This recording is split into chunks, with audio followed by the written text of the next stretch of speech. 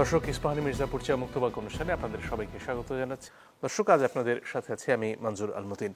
আজকে আমরা জুলাই সনদ নিয়ে আলোচনা শুরু করতে চাই। ঐক্যমত্য কমিশনের আলাপ চলছে, তবে সে ব্যাপারে ঐক্যমত্যে পৌঁছানো যাচ্ছে কিনা সে নিয়ে কিছুটা শঙ্কা দেখা দিয়েছে। তিনজন সম্মানিত অতিথি রয়েছেন এই বিষয়ে কথা বলার জন্য। আছেন রুমিন ফারহানা, ব্যারিস্টার ল, সাবেক সংসদ সদস্য ও বাংলাদেশ সুপ্রিম কোর্টের আইনজীবী। আছেন জনাব মোস্তফা কামাল, উপবার্তা প্রধান, বাংলা ভিশন। এবং আছেন জনাব ফরিদুল হক, যুগ্ম সদস্য সচিব, জাতীয় নাগরিক পার্টি। আপনাদের তিনজনকে স্বাগত আমাদের এই অনুষ্ঠানে। দর্শক, আলোচনায় যাবার আগে যে বিষয়ের অবতারণা এইমাত্র করলাম সে নিয়ে একটা প্রতিবেদন দেখে নেব। 1971 সালের মহান মুক্তিযুদ্ধের ফরেন সার্ভিস একাডেমিতে রাজনৈতিক দলগুলোর সাথে জাতীয় ঐক্যমত্য কমিশনের দ্বিতীয় দফার সপ্তম দিনের আলোচনা। 53 বছরের বিভিন্ন গণতন্ত্র আলোচনার বিষয় ছিল গেল কয়েকদিন ঐক্যমত্যে আসতে না পারা সাংবিধানিক ও সংবিধিবদ্ধ প্রতিষ্ঠানের নিয়োগ কমিটি আর সংসদে উচ্চকক্ষ গঠনের প্রস্তাব।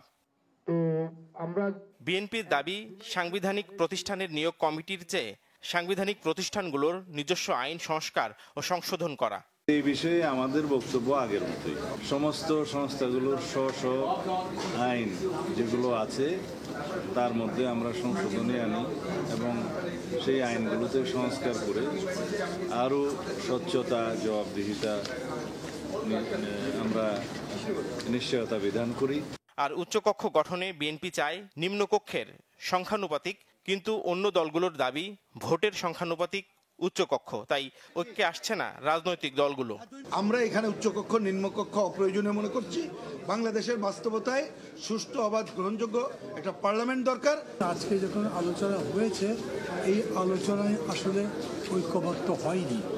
ওনারা ওনাদের আগের পজিশনেই আছেন। যেভাবে রাজনৈতিক দলগুলো কমিশনের ঐক্যমতে আসতে দেরি করছে, বিলম্ব করছে, এই আশঙ্কাটা আমরা করছি যে জুলাইতে আসলে জুলাই সনদ হবে কিনা। সকলেই মিলে শতভাগ একমত হয়ে কোনো সিদ্ধান্ত নেওয়াটা আসলে এক ধরনের প্রায় অসম্ভব টাইপের জটিলতা আছে।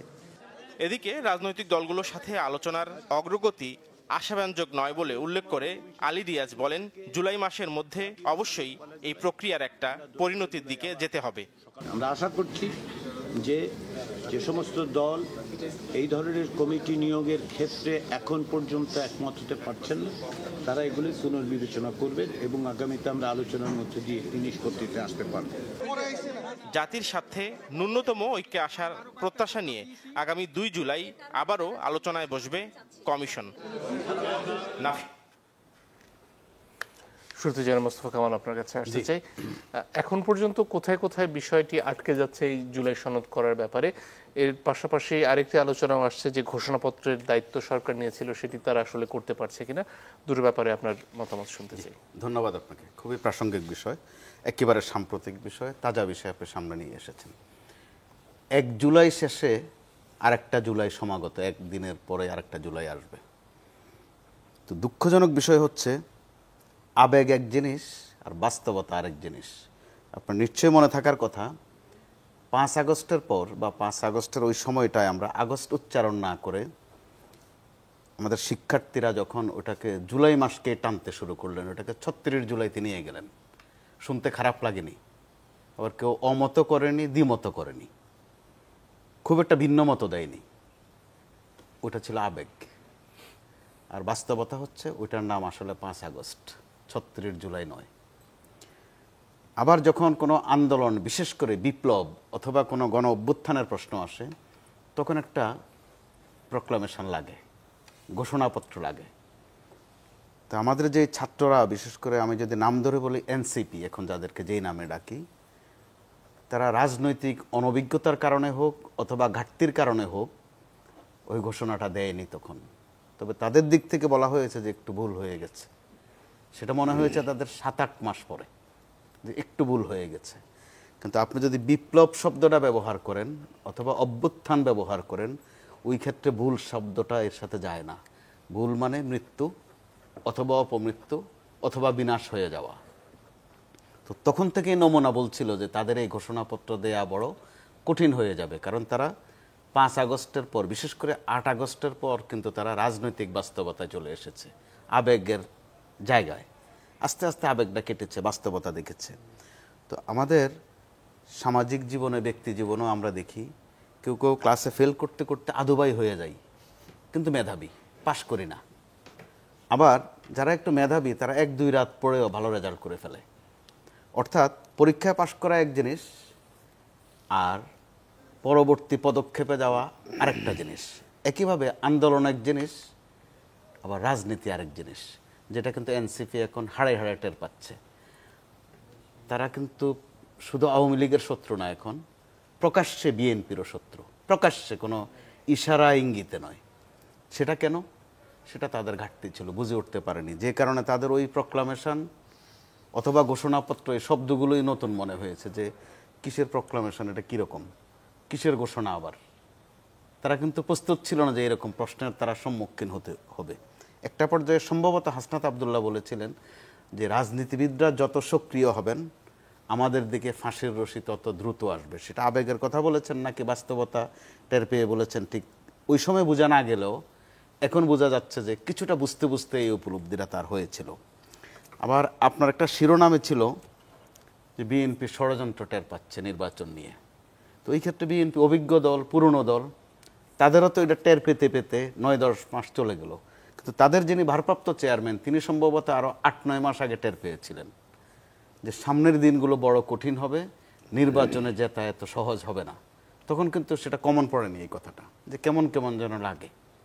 এটা অনেকটা বিএনপির নেতাদের মধ্যেও দেখা গেছে যে এটা বলার জন্যই বলা। ক্লাসে একটু কড়া টিচার যারা, তারা একটু মাঝে মধ্যে বলে সামনের পরীক্ষাটা বড় কঠিন হবে, প্রশ্ন খুব আনকমন পড়তে পারে, মেধাবী ছাত্ররা খুব একটা গায়ে মাখে না, বলে স্যাররা এরকম বলেই। কিন্তু বাস্তবতা দেখা গেল যে বিএনপিও এখন আরেক এক রিয়েলিজম ফেস করছে। প্রতিদিনই বলতে হচ্ছে গত কয়েকদিন ধরে যে নির্বাচন পেছানোর ষড়যন্ত্র চলছে, আজকে পর্যন্ত বলেছে নির্বাচন না করার ষড়যন্ত্র চলছে। দুইটার কিন্তু দুই অর্থ, আবার ভাবার্থ কাছাকাছি। তো এরকম একটা অবস্থায় সরকারও দেখেন কি এক বাজে অবস্থায় পড়েছে। ওই সময় কিন্তু নতুন বাংলাদেশ বলতে ভালো লাগছে, নতুন বন্দোবস্ত এটা শুনতেও ভালো লাগছে, কিন্তু এখন বাস্তবতা হচ্ছে যে নতুন বাংলাদেশের সিদ্ধান্ত থেকে সরে আসতে হয়েছে দিবস হিসেবে পালনে। জি, অর্থাৎ ওই থিম থেকেও তো সরে যেতে হয়েছে, অথবা থিম মনে মনে আছে কিন্তু বাস্তবায়ন করা অসাধ্য হয়ে গেছে। অর্থাৎ কেউই খুব একটা স্বস্তিতে নেই। তো ওই স্বস্তিতে না থাকার কারণে যেটা হচ্ছে, দলে দলেও এখন বিভক্তি। দলে দলে কেমন বিভক্তি? আজে বাজে কাজ। দল প্রস্তুতি নিচ্ছে নির্বাচনের কথা, একটু বলবে, একটু সংলাপ করবে, একটু আলাপ করবে, কিন্তু সংলাপ করতে গিয়ে দেখেন প্রতিদিনই বিলাপের মতো অবস্থা। আলাপেও থাকছে না, প্রলাপের দিকে চলে যাচ্ছে। কি বলে আপনি খেয়াল করে দেখুন, এনসিপি নেতারা কি বলে, তাদের দিকে যখন তাকাই যে মনে হয় না যে 5 আগস্টের আগে তো মৃত্যু ছাড়া কিছু রাস্তা ছিল না তাদের।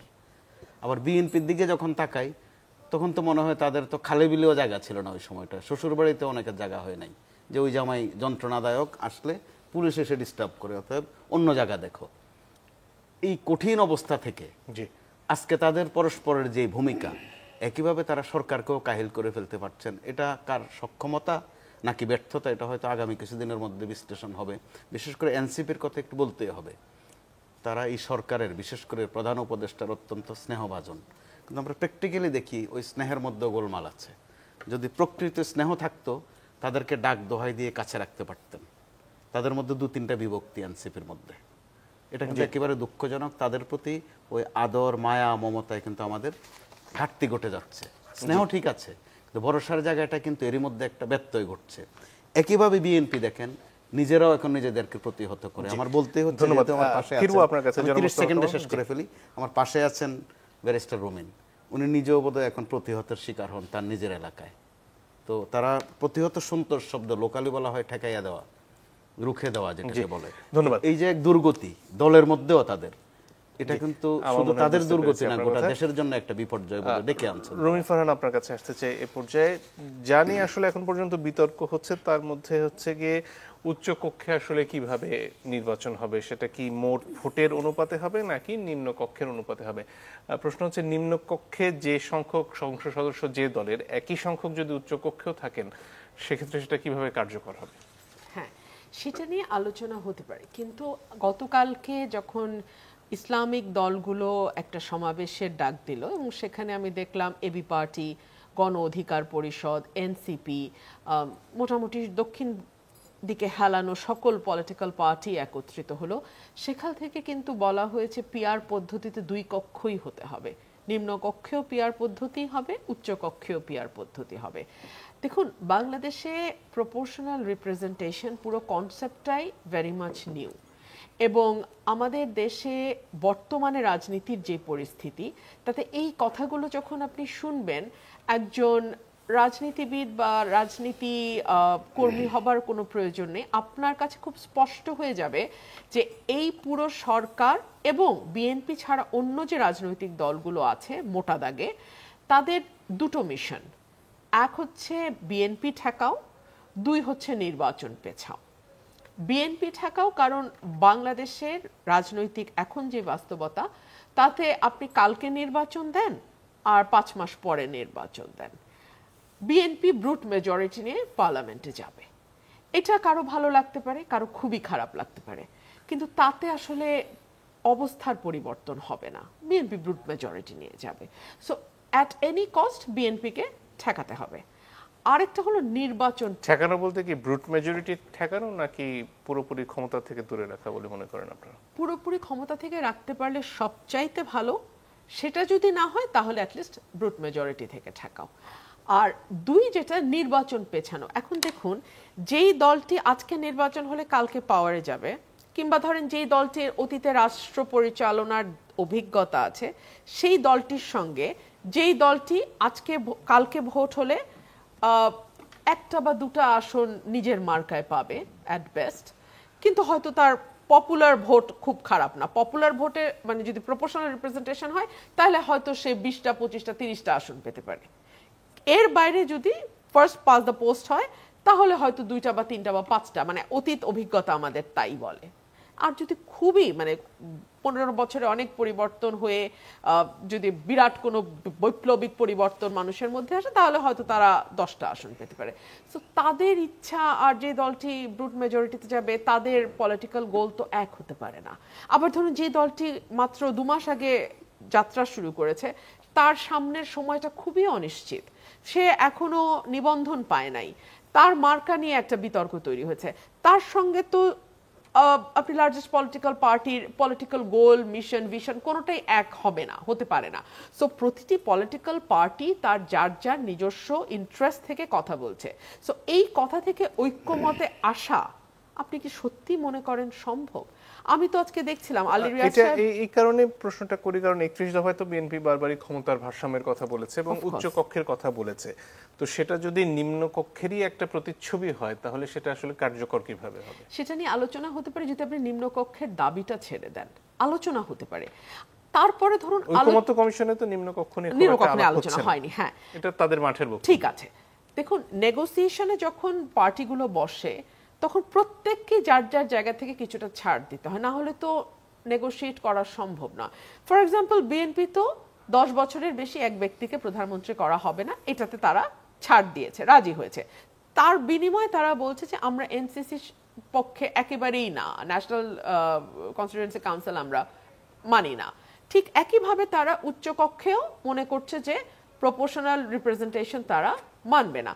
যেভাবে সংখ্যার ভিত্তিতে হচ্ছে, সেই অনুপাতেই উচ্চকক্ষে হবে। মানে সেটার পেছনে যুক্তিটা কি আপনাদের, সেটাই জানতে চাচ্ছি। যুক্তিটা হচ্ছে যে দল কিভাবে কার্যকর হবে যদি একই সংখ্যায় অনুপাতে থাকে, সেখানে অন্য কোনো দল যদি মেজরিটি পায়, তাহলে সেই সুবিধা তারা পাবে, কোনো অসুবিধা তো নাই। মানুষের কাছে তো সবই পরিষ্কার। একটা দলকে সুবিধা দেন না, প্রশ্নটা হচ্ছে কি এখানে ক্ষমতার ভারসাম্য তৈরি করা। মানে বিষয়টা তো আসলে খুবই পরিষ্কার। আর উচ্চকক্ষে তো আর 70 অনুচ্ছেদ নাই। প্রথমত তো 70 অনুচ্ছেদ উঠেই যাচ্ছে। 70 অনুচ্ছেদের কোনো মানে উঠে যাচ্ছে বলতে অর্থ বিল আর আস্থা ভোটের বাইরে, সেখানেও কিন্তু বিএনপি অনেকটাই একমত হয়েছে। বিএনপি তার অন্যান্য জায়গাগুলো ছেড়ে দিয়েছে। সো উচ্চকক্ষে যাদেরকে নেওয়া হবে, যে ক্রাইটেরিয়া, তারা কিন্তু ঠিক সেই অর্থে দলীয় কর্মী হওয়ার কথা নয়। দলীয় কর্মীদের কিন্তু উচ্চকক্ষে যাওয়ার কথা না, তারা কিন্তু নিম্নকক্ষে থাকবে। সো উচ্চকক্ষে দলের ভিশনটাই মেজরিটি ধরে নিবে, এরকম তো নাও হতে পারে, কারণ আমরা তো আসলে প্রক্রিয়াটার মধ্যে দিয়ে যাই নাই। এবং মানুষের সামনে খুবই পরিষ্কার, মানুষ যদি এগুলো মেনে বিএনপিকে ভোট দেবে। যদি মনে করে না পিআর বেটার, তাহলে এমন কাউকে ভোট দেবে যারা পরবর্তীতে এসে সংবিধান সংশোধন করে পিআর করবে। ধন্যবাদ ফরিদুল হক। তাহলে 3টা বিষয় নিয়ে এখন পর্যন্ত বোধহয় মত পার্থক্য, এনসিসি, উচ্চকক্ষে কিভাবে নির্বাচন হবে এবং যেটা বলা হচ্ছিল যে প্রধানমন্ত্রীর ক্ষমতার মেয়াদ, সেখানে বোধহয় একরকম ঐক্যমত্যে পৌঁছানো গেছে যদি এনসিসি বাদ যায়। এই ব্যাপারে এনসিপি আসলে কি চিন্তা করছে? জি, ধন্যবাদ আপনাকে, সম্মানিত সহ-আলোচকদেরকে শুভেচ্ছা, দর্শকদেরকেও শুভেচ্ছা। মানে ব্যাপারটা হচ্ছে যে আমাদের ডেমোক্রেসি যদি আসলে আমরা করতে চাই, পুনঃস্থাপন করতে চাই, কিংবা ধরেন বাংলাদেশ আগে যেখানে ছিল, মানে 5 তারিখে কিংবা জুলাইয়ের আগে যেখানে ছিল, এরপরে বাংলাদেশকে যদি আপনি আসলেই একটা গণতন্ত্রের পথে আনতে চান, এই বিষয়গুলো তো একদম খুব বেসিক জায়গা। এই জায়গাগুলো তো আসলে মানে ছাড় দেওয়া না দেওয়ার ব্যাপার না। মানে এটা গণতন্ত্র প্রতিষ্ঠা করলে শুধু কি একটা নির্বাচন দিলে গণতন্ত্র প্রতিষ্ঠা হয়ে যাবে? নিশ্চয়ই তা না, কারণ আমরা তো নির্বাচনী প্রক্রিয়ার মধ্যে ছিলাম। 4টা নির্বাচন অন্তত আমরা মোটামুটি ভালো নির্বাচন করেছি, কিন্তু দেখেছি যে নির্বাচিত সরকারই এখানে স্বৈরতন্ত্র প্রতিষ্ঠা করতে পারে এবং তারা ফ্যাসিস্ট হয়ে উঠতে পারে। এই বন্দোবস্তটা আমাদের রাষ্ট্রের সিস্টেমের মধ্যে আছে, রাষ্ট্রের ক্ষমতা কাঠামোর মধ্যে আছে, অন্য জায়গাগুলোতে আছে। এখন এই বেসিক সংস্কারের যে জায়গাগুলো, এটার বেশিরভাগ জায়গাগুলোই বিএনপি তার 31 দফাতে বলেছে, যদিও তারা ওই সময় খুব পরিষ্কার করেনি, কিন্তু উচ্চকক্ষের কথা তারা বলেছেন। এবং সাংবিধানিক যে প্রতিষ্ঠানগুলো এবং সংবিধিবদ্ধ যে প্রতিষ্ঠানগুলোতে কীভাবে নিয়োগ হবে সেটার জন্য একটা আলাদা বন্দোবস্ত করবে সেটার কথা তারা বলেছেন। এবং প্রধানমন্ত্রী 2 বারের বেশি হবে না, যদিও তারা বলেছিলেন যে পরপর 2 বারের বেশি। পরবর্তীতে এখন আলোচনা আরেকটা জায়গায় এসছে, আর্টিকেল 70-র কথা তারা বলেছেন। এখন যেই জায়গাটা হয়েছে যে এই জায়গাগুলো আসলে ছাড় দিলে আমি অন্তত দেখি, মানে আপা যেভাবে বললেন, আপার কথা যদি আমি মেনে নেই যে বিএনপি ব্রুট মেজরিটি পাবে, ব্রুট মেজরিটি পাইলে এই জিনিস মেনে নিলে বিএনপির খুব একটা ক্ষতি হয় বলে আমি অন্তত মনে করি না। মানে এইগুলো মেনে নিলেও বাংলাদেশে একটা প্রপার ডেমোক্রেটিক সিস্টেম চালু হলে পরে আমরা আস্তে আস্তে আরো সংস্কার করতে বলছেন যে এতে দুর্বল সরকার প্রতিষ্ঠিত হবে এবং তাদের যে মূল ক্ষমতার অনেকগুলো জায়গা আসলে দুর্বল হয়ে গেলে না। এনসিসির ব্যাপারটা হচ্ছে যে ঐক্যমত কমিশন একটা বলেছে, কিন্তু এনসিপি সহ অন্যান্য রাজনৈতিক দল কিন্তু ঐক্যমত কমিশনের সাথে পুরোপুরি একমত না। আমরা সম্ভবত 4টা কি 5টা ইস্যু বলেছি যে এনসিসির মাধ্যমে নিয়োগগুলো হওয়া দরকার। যেমন হচ্ছে যে ইলেকশন কমিশন, আপনার দুদক, আপনার হিউম্যান রাইটস কমিশন, তারপর হচ্ছে যে অডিটর জেনারেল। এই জায়গাগুলো আসলে এদের কাজ নির্বাহী বিভাগ কিংবা সরকারকে রেফারি করা, সরকারকে তদারকি করা, এবং হচ্ছে যে ইলেকশন কমিশনের কাজ হচ্ছে নির্বাচন দেওয়া। এখন এইটা যদি নির্বাহী বিভাগের হাতে থাকে, এই ক্ষমতাটা যদি নির্বাহী বিভাগের হাতে থাকে, যেটা আমরা এর আগে দেখেছি যে ইলেকশন কমিশনকে যখন প্রধানমন্ত্রী নিয়োগ দেন, তো ওই প্রধানমন্ত্রীর আন্ডারে যখন ইলেকশন হয় তখন কি হয়, এটা একটা ধরেন দেখেছি। কিংবা ধরেন যে সাধারণত বাংলাদেশে কি হয়, সাধারণত তো দুর্নীতি করে মানে সরকারি দলের লোকেরা, বিরোধী দল তো দৌড়ের উপরে থাকে, বাংলাদেশের কালচার তো এইটা। তো তাহলে বিরোধী দলের উপরে তো আসলে দুর্নীতির তদারকি করার কিছু নেই, তদারকি করা দরকার আসলে সরকারের যে আছে। তো সরকারের থেকে সরকারের নিয়োগপ্রাপ্ত যে দুর্নীতি দমন কমিশন, সে কি এটা দেখতে পারে? মানে এটা কি প্র্যাকটিক্যালি সম্ভব কিনা? এটা তো হয় না। তো এই জায়গাগুলোতে ধরেন ওনাদের আপত্তির জায়গাটা ছিল হচ্ছে যে সশস্ত্র বাহিনী কিংবা ধরেন অ্যাটর্নি জেনারেল, এই জায়গাগুলো আমরা বলেছি যে এগুলো নির্বাহী বিভাগের হাতেই থাকা দরকার, কারণ এটা সরকারকে আসলে সরকারের হাতে থাকতে হবে, নাহলে সরকারের এখানে শক্তির ব্যাপার আছে। কিন্তু যে প্রতিষ্ঠানগুলো সাংবিধানিক প্রতিষ্ঠান এবং এটা নির্বাহী বিভাগের অধীনে না, সেই প্রতিষ্ঠানগুলোর নিয়োগটা কিভাবে হবে? আমরা আগে যেভাবে নিয়োগ করেছি এইভাবে নিয়োগ দিলে তো এটা অর্থহীন। 48-3 অনুযায়ী যেভাবে আগে নিয়োগ হয়েছে এটা দিলে এটা অর্থহীন, এটা দেওয়া না দেওয়া একই কথা হয়ে গেল। এখন এইরকম একটা খুব বেসিক জিনিসকে বিএনপি কেন আসলে আপার হাউসের সাথে ট্যাগ করে দিল, হুক করে দিল যে এইটা মানলে এটা মানবো, এটা মানলে এটা মানে 10 বছরের সাথে, এটা আমি ঠিক জানি না। মানে 10 বছরের যে ইস্যুটা এসেছে এটা তো আসলে বিএনপি ছাড়া প্রায় সবাই, বিএনপিও কিন্তু পরপর 2 বার এবং এরপরে একবার, এভাবে বিএনপি 31 দফাতে আছে। 31 দফা ধরেন 2019 সালে যখন দেওয়া হচ্ছে, মানে প্রথম যখন 2016 সালে দেওয়া হচ্ছে, এরপরে 2022 সালে যখন দেওয়া হচ্ছে, তারপরে তো আসলে বাংলাদেশে অনেক মানে পথ পেরিয়ে গেছে। এরপরে আসলে 31 দফাতে স্ট্রিক্ট করা, এটা বিএনপিকেও আমরা তো বিএনপির লোকেরা মানে সারাদিন এই কথাই বলতে থাকে যে বিএনপি রিজনেবল দল, বিএনপি সব কিছু মেনে নিয়ে আগে। তাহলে এই জায়গাটা খুবই রিজনেবল, এটা খুব মানে এমন কি বলে যে অস্বাভাবিক কোনো চাওয়া না, একটা গণতান্ত্রিক রাষ্ট্রের জন্য এটা কোনো অস্বাভাবিক চাওয়া না। এটা বিএনপি আমি মনে করি যে মেনে নেওয়া উচিত, বিএনপির মেনে নিলে এই সমস্যাটা সমাধান হয়ে যাবে। এটা এমন কোনো চাওয়া না যে এটাকে বিএনপিকে ধরেন ক্ষমতার বাইরে রাখা কিংবা বিএনপির ব্রুট মেজরিটি ধরেন পাবে না, এই ব্যাপারগুলো আসলে হবে না। পিআরের যে ব্যাপারটা এসেছে, পিআর তো আসলে উচ্চকক্ষের কথা বলা হয়েছে, পিআর তো নিম্নকক্ষে কেউ চায় না। এটা একটা রাজনৈতিক দলের অনুষ্ঠান গতকালকে ছিল, ওইখানে অন্য রাজনৈতিক দলের নেতারা দাওয়াতি মেহমান হিসেবে গিয়েছিলেন এবং ওটা তাদের মানে কি বলে তাদের বক্তব্য। এখন অন্য রাজনৈতিক দলগুলো এটার ব্যাপারে খুব সিরিয়াস পজিশন সম্ভবত জামাত ছাড়া আর কেউ নেয়নি। এনসিপি লোয়ার হাউসে পিয়ার চায় না। আপার হাউসের পিয়ার ব্যাপারটা হচ্ছে যে আপার হাউসে যদি আপনি পিয়ার না করেন তাহলে যেটা হয় যে আপার হাউস আর ধরেন ওই যে সংরক্ষিত যে আসন এটার মধ্যে তো পার্থক্য থাকে না। তাহলে আপার হাউস শুধু 100 জন নিয়ে খরচটা বাড়ানো দরকার কি? কারণ সে দিন শেষে টাকাটা তো খরচ হবে পাবলিকের ট্যাক্সের পয়সায়, তাহলে খরচটা বাড়ানোর তো কোনো দরকার নেই। যে একই লোক যদি থাকে, একই যে ধরেন প্রপোর্শন যদি থাকে, তো সেখানে তো একই ব্যাপার থাকে। আর একটা বিষয় হচ্ছে যে আর্টিকেল 70-র ক্ষেত্রে ওনারা একটা নোট অফ ডিসেন্ট কিন্তু দিয়ে রেখেছেন। ওনারা বলেছেন যে জাতীয় নিরাপত্তা এবং সংবিধান সংশোধন এই প্রশ্নে ধরেন তারা তাদের ইয়ের মধ্যে রাখবেন, ইলেকশন ম্যানিফেস্টোর মধ্যে রাখবেন এবং ইলেকশনের পরে। এখন এটা হচ্ছে যে এটা কিভাবে সংস্কারটা আমরা বাস্তবায়ন করব, এটা কিন্তু আমরা এখানে এই আলোচনায় ঐক্যমত্য কমিশনে এখনো যেতেই পারিনি। এখনো কি সংস্কার হবে সেটাই আমরা সেট করতে পারিনি। কিভাবে মানে কি বলে সংস্কারটা বাস্তবায়ন হবে সেই আলোচনায় এখন আমরা ঢুকতে পারিনি। তো আগেই আসলে এটা নোট হিসেবে দিয়ে রাখা এটাও একটু ধরেন ঐক্যমত্যের জন্য একটু অসুবিধা বলে আমার কাছে মনে হয়েছে। ধন্যবাদ। একটা বিরতির সময় হয়ে গেছে দর্শক, একটু পরে ফিরে আসছি, আশা করি সাথে থাকবেন।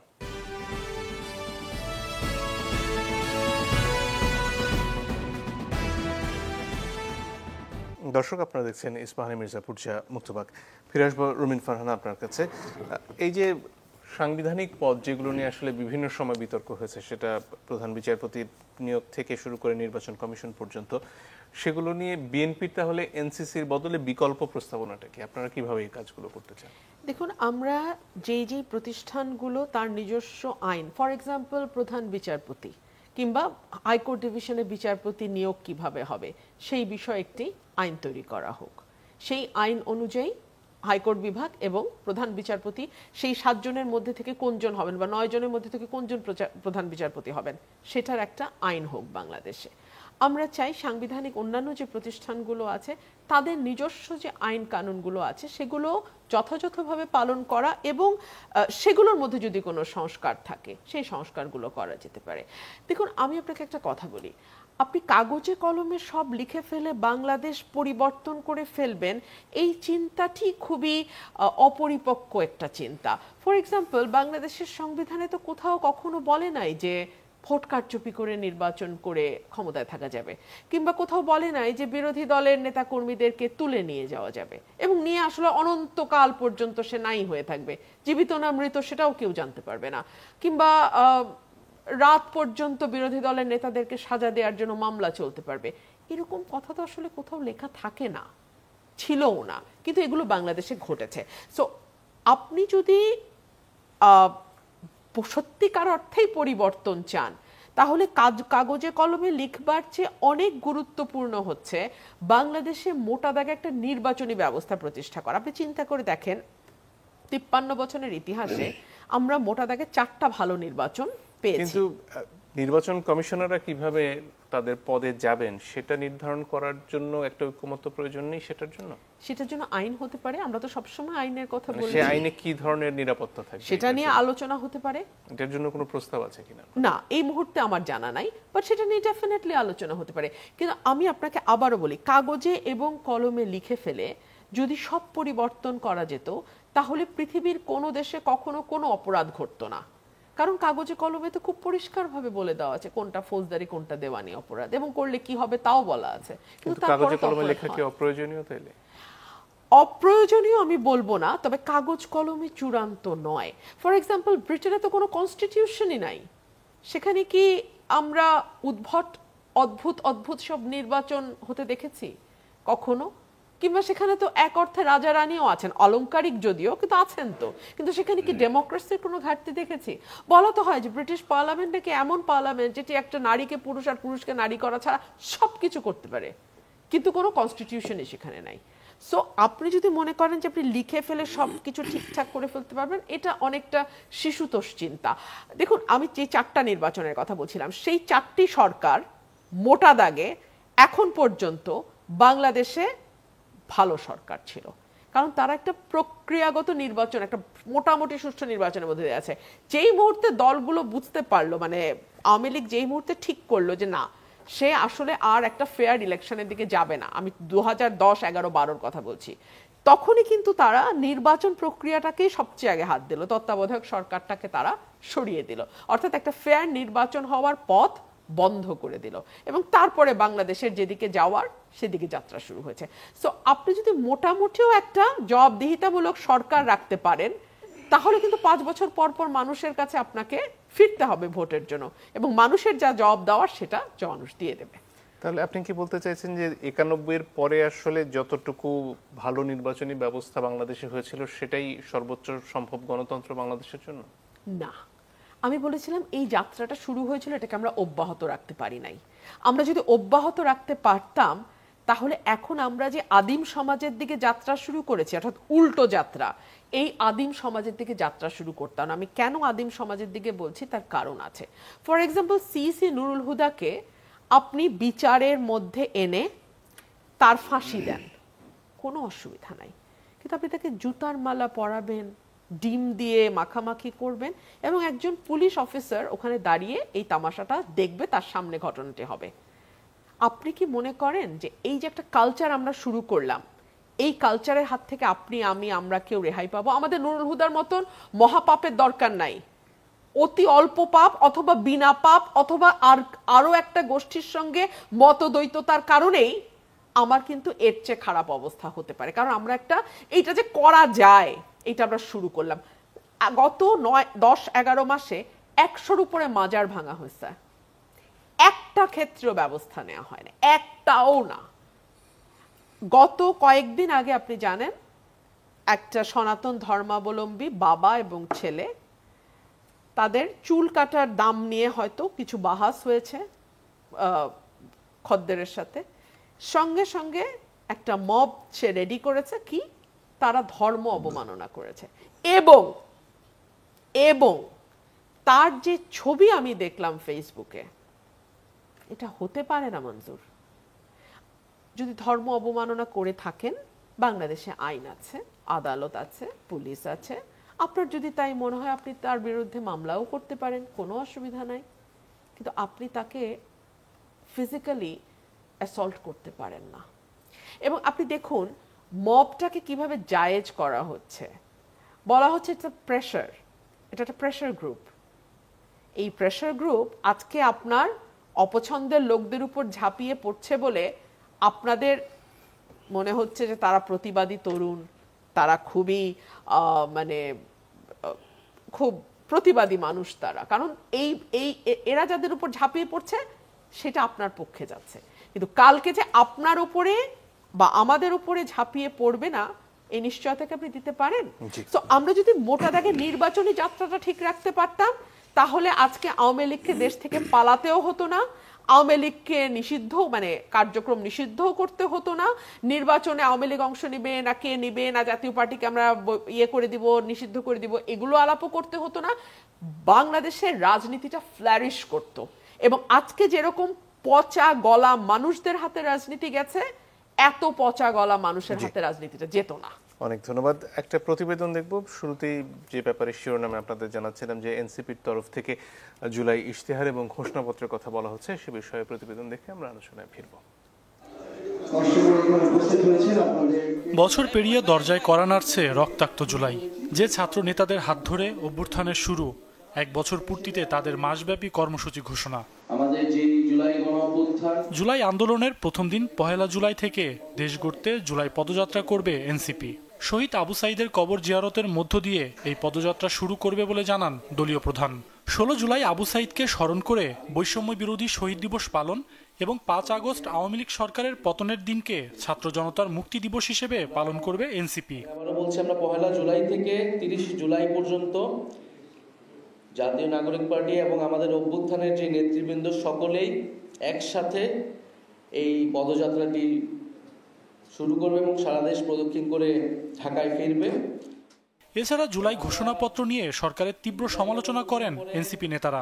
অভিযোগ করেন এ ব্যাপারে সরকার ব্যর্থ। তাই 3 আগস্ট কেন্দ্রীয় শহীদ মিনারে জুলাই বিপ্লবের ঘোষণাপত্র ও ইশতেহার পাঠ করবে জাতীয় নাগরিক পার্টি। করব যে সরকার যেহেতু ব্যর্থ হয়েছে, আমরা কারো উপর নির্ভরশীল নই। এই জুলাই ঘোষণাপত্রর দাবিটি আমাদের পক্ষ থেকেই উঠেছিল। আমাদের মতো করে এই ঘোষণাপত্র পাঠ করব, এটা ছাত্র জনতার পক্ষ থেকেই হবে সংবাদ সম্মেলনে আরও দাবি জানানো হয় নির্বাচনের আগে জুলাই হত্যাকাণ্ডের বিচারে রোডম্যাপ প্রকাশের। ফিরে আসবো জনাব ফরিদুল হক আপনার কাছে। এর আগে যখন বৈষম্য বিরোধী ছাত্র আন্দোলনের প্ল্যাটফর্ম থেকে ঘোষণাপত্র করার কথা বলা হচ্ছিল, তখন সেটা স্বাভাবিকভাবে আন্দোলনের একেবারে সম্মুখ সারির শক্তি হিসেবে করছিল। কিন্তু এই মুহূর্তে এনসিপি একটা নাগরিকদের রাজনৈতিক দল, এবং সেই কারণেই তাদের তরফ থেকে যখন এই ঘোষণাপত্র আসবে, সেটা কি আগের সেই ওজনটা রক্ষা করতে পারবে, এবং এটার আসলে অবস্থানটা কি দাঁড়াবে আমাদের রাজনৈতিক পরিমণ্ডলে?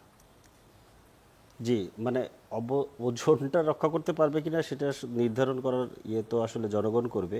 এখানে ব্যাপারটা হচ্ছে যে এনসিপির যে লক্ষ্যে এনসিপি গঠিত হয়েছে, এনসিপি বলছে যে বিচার সংস্কার এবং ধরেন মানে বিচার এবং সংস্কারের জন্য এনসিপি গঠন করা হয়েছে। এনসিপির প্রধান লক্ষ্য হচ্ছে এখন এই মুহূর্তে এইটা। তো সেক্ষেত্রে ধরেন জুলাই ঘোষণাপত্রের যে ব্যাপার, এটা তো আরও 6-7 মাস আগের কথা। ডিসেম্বরেই সবাই মিলে জুলাই ঘোষণাপত্র করার উদ্যোগ নেওয়া হয়েছিল, সব পক্ষের সাথে কথা বলা হয়েছে। সরকারের পক্ষ থেকে তখন বলা হয়েছে যে এটা সরকারি উদ্যোগী হয়ে করবে। 6 মাস পার হয়ে গেছে। এর মধ্যে আমরা গত মাসে একটা মানে 1 মাসের 30 কর্মদিবসের মধ্যে তারা জুলাই ঘোষণাপত্র দিবে, সেই রকম একটা শুনেছি, কমিটমেন্টও শুনেছি সরকারের কাছ থেকে। কিন্তু 30 কর্মদিবস পার হয়ে গিয়েছে, এখনও কোনো উদ্যোগ দেখা যাচ্ছে না। তো স্বাভাবিকভাবেই জুলাই ঘোষণাপত্র সরকার করতে পারবে বলে আমাদের কাছে এখন আর মনে হচ্ছে না। তো আমাদের তো আসলে দায় আছে, আমরা যেহেতু জুলাইয়ের রাস্তায় ছিলাম এবং জুলাই গণ অভ্যুত্থানের অগ্নিগর্ভ থেকে এনসিপির জন্ম হয়েছে। তো জুলাইকে তো আমরা অন্যরা অস্বীকার করতে চাইলেও আমরা তো অস্বীকার করতে পারি না। অতএব জুলাই ঘোষণাপত্র দেওয়ার আমাদের একটা দায় আছে। আমরা সেই দায়ে জুলাই যারা শহীদ, জুলাই যারা আহত এবং জুলাই যে লক্ষ লক্ষ ছাত্র জনতা, কোটি কোটি ছাত্র জনতা রাস্তায় নেমেছিল, তাদের যে আকাঙ্ক্ষা, সেই আকাঙ্ক্ষাটাকে ধারণ করার দায় আমাদের আছে। সেই দায় নিয়ে আমাদেরকে জুলাই ঘোষণাপত্র দিতে হবে। এখন ইন দ্য মিন টাইম সরকার যদি উদ্যোগী হয়, এগিয়ে আসে, তখন পরিস্থিতি হয়তো ভিন্ন হতে পারে। সরকার যদি এগিয়ে না আসে, উদ্যোগী না হয়, তখন তো আমাদেরকে দিতেই হবে। সেক্ষেত্রে শুধু কি এনসিপির তরফ থেকে হবে, নাকি আপনাদের দিক থেকে চেষ্টা থাকবে এখানে অন্য অন্য রাজনৈতিক দলকে? না, আমরা অবশ্যই গণ অভ্যুত্থানের যারা স্টেক হোল্ডার সবার সাথে আলাপ আলোচনা করে সবাইকে নিয়ে এটা করার চেষ্টা করবো। এটা তো আমরা আগেও করেছি। আগে ডিসেম্বরে যখন আমরা এই চেষ্টা করেছি, তখন আমরা এটা করেছি, আমরা আগেও করেছি। আর জুলাই ইশতেহার, এটা কি আপনাদের দলের ইশতেহার হিসেবে আসছে? জুলাই ইশতেহার বলতে আমরা আসলে আমাদের একটা ইশতেহার দিচ্ছি। আমাদের মানে যে কোনো রাজনৈতিক দলের তো একটা ইশতেহার থাকে। যেমন ধরেন বিএনপির একটা 31 দফা আছে। তো আমাদের তো মানে আমরা ওইভাবে কোনো রাজনৈতিক ইশতেহার এখনো দিতে পারিনি, মাত্র এই 3 মাস কিছুদিন হয়েছে বয়স। তো আমাদের একটা ইশতেহার দেওয়ার পরিকল্পনা আছে। আমরা এই আগামী পরশু থেকে দেশব্যাপী পদযাত্রা শুরু করব। সারা বাংলাদেশ ঘুরে এসে আমরা অগাস্টে আমরা হচ্ছে জুলাইয়ের ইশতেহারটা দিব, মানে এনসিপির ইশতেহারটা দিব। সম্ভবত আমরা একটা 24 দফা ইশতেহারে যাচ্ছি, 24কে ধারণ করে আর কি। একেবারে শুরুতে একটা ইঙ্গিত রুমিন ফারহানা করছিলেন যে ডানপন্থী শক্তিগুলো মিলিত হয়েছিল। এনসিপি নিজেকে মধ্যপন্থী দল হিসেবে পরিচয় দিচ্ছে, কিন্তু আবার ওই অভিযোগটা বারবার ঘুরে ফিরে আসছে যে এনসিপি কি ডানপন্থার দিকে ঝুঁকছে কিনা। এই যে নিজেদের রাজনীতি পরিষ্কার করা, আসলে এনসিপির মূল রাজনৈতিক দর্শনটা কি, সেটা কি আপনারা ঠিক করতে পেরেছেন? না, মানে এনসিপি এখন পর্যন্ত যে ঘোষণাপত্র দিয়েছে, যেই তার যে লিখিত যে অবস্থান আছে, তাতে কোথায় কার কাছে ডানপন্থী মনে হয়েছে আমি আসলে ঠিক জানি না, মানে এটা আমি ঠিক বুঝতে পারিনি। এটা ধরেন এখানে তো ধরেন বিভিন্ন মতের মানুষ আছে, কিন্তু এনসিপি একটা দলীয় অবস্থান আছে, একটা ঘোষণাপত্র আছে। এনসিপি আসলে বাংলাদেশের যে পুরনো ফ্যাসিবাদী ব্যবস্থা, এই ফ্যাসিবাদী ব্যবস্থার বিলোপ চায়। এখন ধরেন এই বিলোপ চাওয়া যদি ডানপন্থা হয়, তাহলে ধরেন এনসিপি ডানপন্থী। এনসিপি এইখানে একটা নতুন সংবিধান চায়, নতুন একটা গণতান্ত্রিক রাষ্ট্র চায়। এটা চাওয়া, গণতান্ত্রিক রাষ্ট্র চাওয়া যদি ডানপন্থা হয়, তাহলে এনসিপি ডানপন্থী। এখন ব্যাপার হচ্ছে যে ধরেন বাংলাদেশের রাজনীতিতে কিংবা বাংলাদেশের সমাজে মানে যাদেরকে আমরা ডানপন্থী বলে কোট আনকোট করি, মানে নির্দেশ করি, এই মানুষগুলো তো বাংলাদেশের সমাজে আসে, রাজনৈতিক পরিসরেও আছে। তাদের সাথে তো প্রত্যেকেরই বসতে হয়, প্রত্যেকেরই ধরেন কথা বলতে হয়। তো প্রত্যেকে বসে প্রত্যেকে কথা বলা, ধরেন কোনো একটা ইসলামিক দলের সাথে বসার পরেই যদি আপনাকে ডানপন্থী ট্যাগ দিয়ে দেওয়া হয়, এটা আসলে সেই ফ্যাসিবাদী রাজনীতি। ধরেন আপনি খেয়াল করে দেখেন, গত 16 বছর পুরোটা সময় ধরেন ট্যাগিং ছিল কি বিএনপি জামাত, বিএনপি জামাত, বিএনপি জামাত, বিএনপি জামাত বলার মধ্য দিয়ে এখানে যে ট্যাগের তৈরি করা হয়েছিল, বিএনপি এবং বিশেষ করে জামাতের লোকজনদেরকে হত্যাযোগ্য করা, মানে হত্যা করা, জায়েজ করা ছিল এরকম। এখন এই ট্যাগটা আবার এখন চেষ্টা করা হচ্ছে যে এনসিপি জামাত কিংবা জামাত এনসিপি, এরকম একটা ফ্রেমিং করার চেষ্টা করা হচ্ছে। তো ফ্রেমিংটা আসলে করতেছে যারা, এইটা ধরেন আমরা বুঝতে পারি যে আওয়ামী লীগের ধরেন যে শক্তি এখানে ছিল, যে ফ্যাসিবাদী যে শক্তি, তাদের ধরেন রাজনৈতিক শক্তি, তাদের ধরেন কালচারাল শক্তি, তাদের বুদ্ধিভিত্তিক শক্তি এবং তাদের অর্থনৈতিক শক্তি, এই শক্তিগুলো ছিল। আমরা রাজনৈতিক শক্তিকে পরাজিত করতে পেরেছি, কিন্তু বাকি শক্তিগুলো বিভিন্ন ফর্মে এখানে রয়ে গিয়েছে। এখন এই শক্তিগুলো এটা বলবে, এটা খুব স্বাভাবিক, এটা আমরা মানতে পারি। কিন্তু এটা দুঃখজনক হচ্ছে যে বিএনপির দিক থেকেও মাঝে মাঝে এই আঙ্গুলটা তোলা হয়। যেই ট্যাগিংয়ের শিকার বিএনপি স্বয়ং গত 16 বছরে, বাংলাদেশে গত 16 বছরে কিংবা বাংলাদেশে 50 বছরের রাজনীতির হিসাব যদি আমরা করি, সবচেয়ে বেশি নির্যাতিত হয়েছে বিএনপি গত 16 বছরে আমার হিসাবে। হয়তো বা 72-75 আর একটু বড় পরিমাণ হতে পারে, কিন্তু 72-75 একটা অল্প সময়, হয়তো বা ইয়ের দিক থেকে বেশি, ক্যাজুয়ালিটির দিক থেকে বেশি। কিন্তু 16 বছর ধরে একটা রাজনৈতিক দল, তাদের প্রধান নেতা ধরেন দেশে আসতে পারেন নাই, এইরকম ধরেন হওয়ার পরেও এই ট্যাগিংয়ের দিকে বিএনপি ঢুকবে কিনা, এটা বিএনপির আসলে বিবেচনা করা দরকার। বাংলাদেশে যেই ট্যাগিংটা ছিল, যে ফ্রেমিংয়ের রাজনীতি ছিল, এটা বাংলাদেশ থেকে আমরা আউট করে দিয়েছি। আওয়ামী লীগকে আমরা রাজনৈতিকভাবে পরাজিত করেছি এবং আমাদেরকে সবাইকে ঐক্যবদ্ধভাবে আওয়ামী লীগের যে অর্থনৈতিক, সাংস্কৃতিক এবং যে ধরেন বুদ্ধিভিত্তিক যে শক্তি আছে, যে ফ্যাসিবাদী শক্তি, এটাকে আমাদেরকে পরাজিত করতে হবে। সেটার জন্য আমাদের কিন্তু একটা বোঝাপড়া করা দরকার। এবং ওই যে মোস্তফা কামাল ভাই একটা কথা বলতেছিলেন, আমার ধারণা, আমি ধরে নিচ্ছি যে উনি এটা শব্দচয়নে ভুল করেছেন, যে বিএনপি এনসিপির শত্রু। বিএনপি এনসিপির শত্রু না। বিএনপি এনসিপি কিংবা ছাত্র জনতা, ছাত্র গণ অভ্যুত্থানের নেতৃত্ব, আমরা যারা গণ অভ্যুত্থানের অংশীদার, আমরা একত্রে লড়াই করে আওয়ামী লীগকে পরাজিত করেছি। এখন আমাদের মধ্যে রাজনৈতিক মতবিরোধ থাকবে, এটা খুব স্বাভাবিক। আমরা রাজনৈতিক ক্ষেত্রে আমরা ওই সময় সহযোগী ছিলাম, রাজনৈতিক ক্ষেত্রে আমরা এখন হয়তো বা প্রতিযোগী, কখনো কখনো আমরা প্রতিদ্বন্দ্বিতা করব। কিন্তু শত্রু মিত্রুর যে ব্যাপারটা বাংলাদেশে, যে ধরেন মনে করেন বিএনপিকে মেরে ফেলা জায়েজ, জামাতকে গুম করা জায়েজ, মৌলবাদীদেরকে গুম করা জায়েজ, ক্রসফায়ার দেওয়া জায়েজ, এই যে রাজনীতির যে ধরেন পাটাতন নির্মাণ করা, যেটা আওয়ামী লীগ করেছিল, আওয়ামী লীগের কালচারাল উইং, আওয়ামী লীগের বুদ্ধিভিত্তিক উইং, সেই রাজনীতিতে আমরা ফেরত যাব, এইটা আমাদের কাম্য হওয়া উচিত, অন্তত জুলাইয়ের এত বড় আত্মত্যাগের পরে। তো অতএব এই যে ডানপন্থীর যে এইটা আমাদের জন্য, আমি মনে করি যে এটা ভুল ট্যাগিং, আমাদের সবাইকে এটা আসলে বিবেচনা করা দরকার। এটা আমার ধারণা পেছন থেকে এই ফ্যাসিবাদী শক্তিদের যে খণ্ডাংশ এখনো রয়ে গিয়েছে বিভিন্ন জায়গাতে সমাজের মধ্যে, তারা এই উস্কানিগুলো দেয়। এই উস্কানিগুলো থেকে আমাদের দূরে থাকা উচিত। ধরেন বাংলাদেশের ডানপন্থীদেরকে নিয়ে যে কথা বলা হয়, অন্তত এখন পর্যন্ত যারা ক্রিয়াশীল ডানপন্থী রাজনৈতিক দল বলে আমরা যাদেরকে মনে করি, আমিও তাদেরকে ডানপন্থী রাজনৈতিক দল বলেই বলছি, ঐক্যমত কমিশনের মধ্যে প্রায় সবাই তো একটা গণতান্ত্রিক প্রস্তাব দিয়েছে, এবং সংস্কারের যে প্রস্তাবও তারা দিচ্ছেন, এটা তো গণতান্ত্রিক সংস্কারের প্রস্তাব। এখন শুধুমাত্র উনি দাড়ি টুপি দেখেই কি ওনাকে আমি ডানপন্থী বলবো?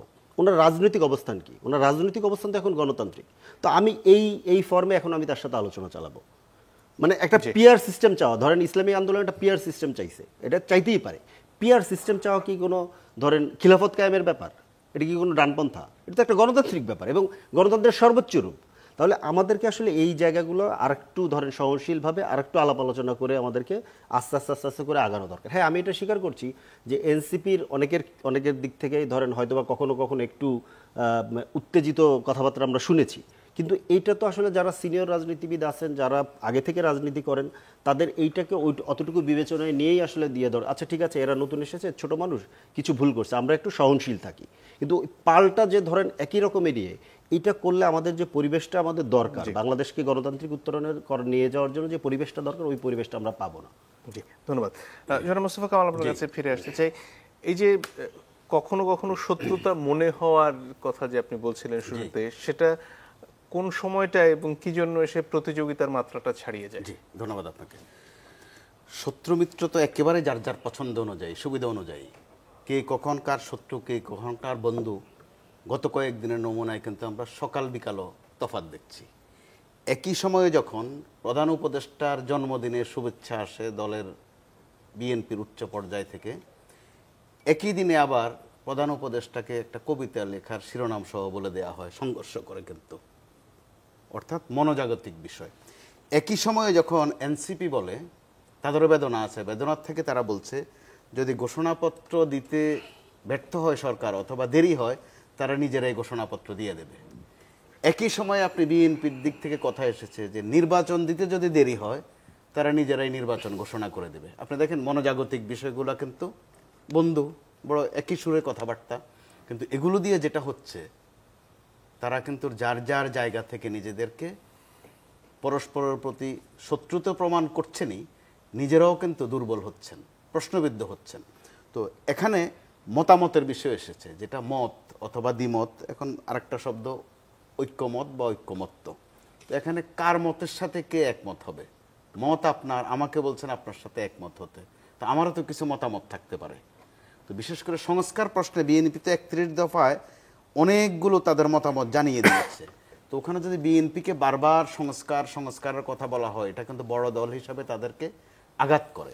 আবার যখন কত বড় ছাড় দিয়েছে বিএনপি, এটা কিন্তু দৃশ্যত ছাড়, কোনো গোপন ছাড় না, যে 2 বারের বেশি প্রধানমন্ত্রী হতে না পারা। আমার যদি নিজের হার্টের নাই থাকে, আমার আপনি হার্ট অ্যাটাকের ভয় দেখিয়ে কোনো লাভ নাই। একইভাবে বাংলাদেশে অনেক দল আছে এখন পর্যন্ত এমপি হওয়ার মতো সক্ষমতাও নাই। তারা যদি বলেন যে প্রধানমন্ত্রী তুমি একবারের বেশি হতে পারবে না, সে তো ওইটা তো মহারাজি, সে তো এমপি হওয়ার ক্যাপাসিটি রাখে না, প্রধান জীবনে প্রধানমন্ত্রী হতে পারবেন না। তো ওই ক্ষেত্রে এগুলো আলাপের জন্য ভালো, কিন্তু বাস্তবতা যে বিদ্যমান ব্যবস্থা, আমাদের প্রথাগত কিছু বিষয় কিন্তু অগ্রাহ্য করার কোনো সুযোগ নেই। আমি শত্রুতার শব্দটা ব্যবহার করেছি এই কারণে, বিগত যাদেরকে ফ্যাসিস্ট বলতাম অর্থাৎ আওয়ামী লীগ, তারা আপনাদেরকে যে ভাষায় কথা বলছে বা আপনারাও যে ভাষায় হুমকি ধমকি দিয়েছেন, কামিয়াবি হয়েছেন। এখনও বিএনপির সাথে আপনাদের কিন্তু কথাবার্তার খুব একটা তফাৎ হচ্ছে না। আক্রমণ কিন্তু পাল্টা আক্রমণ দুদিক থেকে আসছে। তো বিএনপি কিছু কিছু জায়গায় যেমন উদারতার পরিচয় দিয়েছে, বিএনপি যদি বলে বসতো যে আমরা তো 31 দফা দিয়েই রাখছি, আমরা এখন আর বারবার এই মতামত ঐক্যমতের এত আলোচনা করব না, আপনি কি করতে পারতেন? বিএনপি কিন্তু ওই পথে যায়নি। অথবা বিএনপি যদি এমন করে আপনাদেরকেও টার্গেট করে বলে বসতো যে আপনাদের তো এখনো নিবন্ধনে নেই, আপনাদের সাথে আমরা বসবোই না আলোচনায়, বিএনপি কিন্তু ওই নিষ্ঠুরতায় যায়নি। তো দুইজনের জায়গা থেকে কিন্তু এই বন্দোবস্ত, যেটা বন্দোবস্ত একটা শব্দ খুব ব্যবহার করি আমরা, শুনতেও ভালো লাগে, নতুন শব্দ। এই সংস্কার, ঐক্যমত্য, এগুলো কিন্তু পুরনো শব্দ। এগুলো যখন বিএনপির মতো বড় দল মনে করে, তাদের কিন্তু কলিজায় আঘাত লাগে। একসময় সংস্কার বলে বিএনপি কিন্তু ভেঙে দেওয়া হয়েছিল প্রায়। একসময় ঐক্যমত্য বলে আওয়ামী লীগ 96 সালে এই শব্দটা ব্যবহার করেছিল বেশি। ঐক্যমত্য অর্থ হচ্ছে গৃহপালিত একজন বিরোধী দলীয় নেতা থাকবেন, তার নাম এরশাদ, আর প্রধানমন্ত্রী থাকবেন শেখ হাসিনা, ওইটার নাম হচ্ছে ঐক্যমত্যের সরকার। তো তখন খুব গোলমাল লাগতো সংসদে, আমি সংসদ বিট করতাম যে শব্দটা কি ঐক্যমত্য হবে না ঐক্যমত হবে। তো বলছে যেটাই হোক, এরশাদ সাহেব বিরোধী দলীয় নেতা, এটার নাম ঐক্যমত্য। তো বিএনপির তো এইসব কথা মনে পড়বে, তারা যদি বারবার আপনি সংস্কারের তাগিদ দেন, তার দল ভাঙ্গার কথা মনে পড়বে। আবার একটা শব্দ কমিশন, আমরা কোন বিদ্যমান অবস্থায় ছিলাম, কোন প্রথাগত অবস্থায় ছিলাম? এত কমিশন বারবার উচ্চারণ করলেও কিন্তু আমাদের প্রথাগত রাজনৈতিক দলগুলো যাতে অভ্যস্ত, ওরা কমিশন বলতে পার্সেন্টেজ বোঝে, 5% না 10%। আপনি বারবার এইসব শব্দ কিন্তু সামনে আনলেও যারা অভিজ্ঞ, যারা দেখেছে, তাদের জন্য কিন্তু এগুলো কষ্টদায়ক হয়। এখন যারা এইসব শব্দ উচ্চারণ করছেন, বেশি বেশি দেন দরবার করছেন, বিএনপির দিক থেকে কিন্তু বিস্ফোরণগুলো ঘটে যাচ্ছে একটু একটু করে। হাসি মুখেও বলে ফেলছে যে সংস্কারের চেয়ে খানাপিনাটা একটু বেশি হয়। এগুলো কিন্তু হয়তো হাসতে হাসতে সালাউদ্দিন সাহেব বলেছেন, কথা মারাত্মক কঠিন। আবার সালাউদ্দিন সাহেবকে, তিনিও কিন্তু নির্যাতিত। আবার তিনি বলছেন কাকে? ডক্টর ইউনূসকে, তিনিই কিন্তু আরেকজন নির্যাতিত। আমি ওই সব বিষয়টা মেন করতে চাচ্ছিলাম যে পরস্পর প্রতি আপনাদের এই মুহূর্তে যে শ্রদ্ধাবোধ বা যে সম্পর্ক, যে মাত্রায় সম্বোধন করছেন, এটা কারোর জন্য কিন্তু সম্মানেরও না, নিরাপদেরও না। এরই মধ্যে সারা দেশে এই যে মব শব্দটা উচ্চারণ হচ্ছে, ইংরেজি শব্দ, বাংলার মতো শোনায় ইদানিং বলতে। মবের বাংলা তর্জমা হচ্ছে যে বিচারের আগে বিচার করে ফেলা, নিজে নিজে একটা বিচার করে ফেলা। তো এই কালচারের যে একটা অধপতন এসেছে, আপনাকে আমার পছন্দ হয় না তাই আপনি একটা শিবির, আপনাকে পছন্দ হয় না আপনি একটা জঙ্গি। আমার অবস্থান যদি শক্তিমান হই আমি, এই দুইজনও আমার সমর্থন দেবে, বলবে ঠিকই বলেছেন। তো ওইটার পরিণতি যে কী হয়েছে 5 আগস্ট, ওইটারও একটা পরিণতি আমরা গত কয়েকদিন দেখছি। যাকে পছন্দ হবে না তার নাম হচ্ছে ফ্যাসিস্ট, ইংরেজি শব্দ, কিন্তু যে বাংলাও ঠিকভাবে জানে না সেও কিন্তু শব্দ এটা ব্যবহার করে। এখন জিনিসপত্রের দাম একটু বেশি চাইলেও বলে তুমি একটা ফ্যাসিস্ট, আদরের শব্দ হয়ে গেছে। তো কিছুদিন আগে রাজাকার বলে রাজাকারের নাতিপুতি যখন আপনাদেরকে বলা হতো, আপনাদের প্রতি কিন্তু মায়া জন্মেছে মানুষের। তাচ্ছিল্য করে হোক আর খোঁচা দিয়ে হোক, আমি কে তুমি কে রাজাকার বলতে ভালো লাগছে, কিন্তু এটা আবেগের বিষয় ছিল, বাস্তবতার একটা নিষ্ঠুরতা ছিল। এখন আবার যখন যাকে তাকে ফ্যাসিস্ট বানানো, যাকে তাকে এখানে ওখানে পিটুনি দেয়া, খাস বাংলা হচ্ছে পিটুনি দেয়া, আর গণ আর জন এগুলো ধরাও যায় না, ছোঁয়াও যায় না, মোটামুটি বোঝা যায়। মার দিলাম বললাম এটা গণমার, আর শুদ্ধ করে বললাম গণপিটুনি, আর এখন ইংরেজিতে বলি মব। ধন্যবাদ। এগুলো কিন্তু লক্ষণ ভালো না, কারোর জন্য নিরাপদ না। জি, রুমিন ফারহানা যদি আর কিছু যোগ করার থাকে। দেখুন, আমার ভাই বলছিল ফ্রেমিং এর কথা। ফ্রেমিং শব্দটাও এখন খুবই একটা ট্রেন্ডি শব্দ, আমরা পছন্দ করি ফ্রেমিং কথাটা ব্যবহার করতে। দেখুন, গণতন্ত্রের পক্ষে দাঁড়ালে যেমন দক্ষিণ পন্থার সঙ্গে এক হয়ে যাওয়া যায় না, তেমনি নির্বাচন চাইলেই ভারতপন্থী বা রয়ের এজেন্ট হয় না। আমি শেখ হাসিনার সময় being the most vocal women politician, আমাকে যে ধরনের হেনস্থার শিকার হতে হয়েছে, আপনি কি মনে করেন সেইটা এক চুলো পরিবর্তন হয়েছে? হয়নি। ওইটাও ছিল মব, ওইটাও মব ছিল, অনলাইন এক ধরনের এখনো মব। তখন একভাবে নোংরা কথা লেখা হতো কমেন্টে, এখনো কমেন্টে খুবই নোংরা কথা লেখা হয়, এবং যারা লেখা হয় তারা ফেক আইডি। মজাটা কি, এখন প্রশ্ন আসতে পারে, আপনি তো একজন আইনজীবী, আপনি প্রমাণ ছাড়া ফেক আইডির সঙ্গে কোনো বিশেষ রাজনৈতিক দলকে কি করে যুক্ত করছেন? যুক্ত করছি এ কারণেই যে খুবই আলোচিত রাজনৈতিক দলের অতি অতি অতি আলোচিত নেতারা যখন গিয়ে বলে যে এরকম 8টা-10টা অ্যাকাউন্ট তৈরি করে এলাকার যারা প্রমিনেন্ট নেতা আছে অন্য দলের, তাদের একেবারে ধরাশায়ী করে ফেলো, তখন তো আর বুঝতে বাকি থাকে না। আর আমি আবার একটু ঘাটাঘাটি করি তো কমেন্টগুলো, তখন আমি দেখি যে এক একটা বিশেষ প্রোফাইল পিকচার ব্যবহার করা হয়। হ্যাঁ, সেই প্রোফাইল পিকচারগুলো একই। আবার ধরুন খুব একটা শিক্ষিত তো না, মানে মুশকিল তো এই দেশে আসলে রাজনীতি যারা করে তারা আবার খুব একটা পড়াশোনা পছন্দ করে না।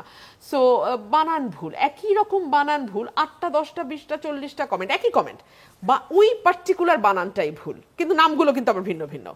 সো আমাদের কি বুঝতে বাকি থাকে এই ভায়োলেন্স অনলাইনে কারা করে? সো আমরা এখন সুন্দর শব্দ বলতে পারি, বলতে ভালোবাসি, নতুন বন্দোবস্ত, দায় ও দরদের রাজনীতি, নো ফ্রেমিং।